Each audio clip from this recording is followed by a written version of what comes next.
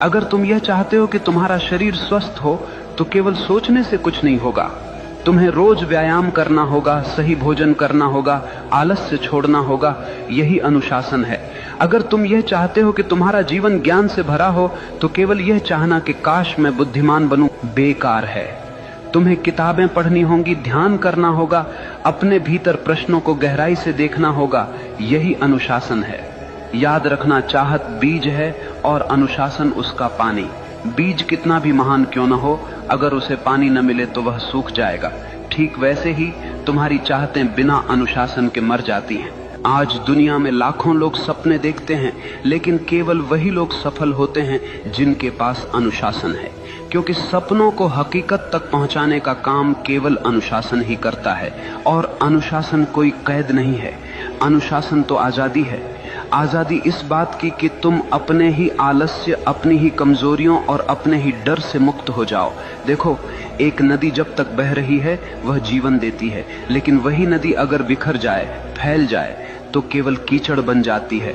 अनुशासन नदी के किनारों जैसा है जो तुम्हारी ऊर्जा को दिशा देता है, गहराई देता है और तुम्हें तुम्हारे मंजिल तक ले जाता है। इसलिए अगर तुम सच में वही बनना चाहते हो जो तुम चाहते हो तो केवल चाहने से कुछ नहीं होगा। तुम्हें अपने जीवन में अनुशासन की आग जलानी होगी। हर दिन, हर क्षण अपने लक्ष्य के लिए समर्पित होना होगा।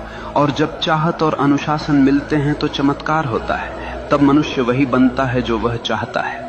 मनुष्य वही बनता है जो वह गहराई से चाहता है। लेकिन याद रखना, यह जीवन कोई खेल नहीं है, यह तुम्हारी चेतना की यात्रा है। अगर तुम अपने भीतर नीच विचार रखोगे तो तुम जीवन को नरक बना लोगे, और अगर तुम अपने भीतर ऊंचे विचार, गहरी चाहत और अनुशासन रखोगे तो यही जीवन तुम्हें स्वर्ग बना देगा। सवाल यह नहीं है कि दुनिया तुम्हारे खिलाफ है या साथ में है, सवाल यह है कि तुम अपने साथ हो या नहीं। अगर तुम अपने विचारों, अपनी चाहतों और अपने अनुशासन के साथ खड़े हो तो दुनिया की कोई ताकत तुम्हें रोक नहीं सकती।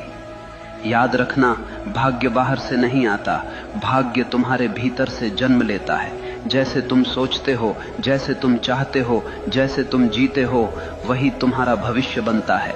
तो उठो, अपने डर को छोड़ो, अपने संदेह को जलाओ, अपनी चाहत को इतना गहरा बना लो कि वह तुम्हारी हर सांस में समा जाए, और फिर देखना पूरा ब्रह्मांड तुम्हारे रास्ते को साफ करने लगेगा।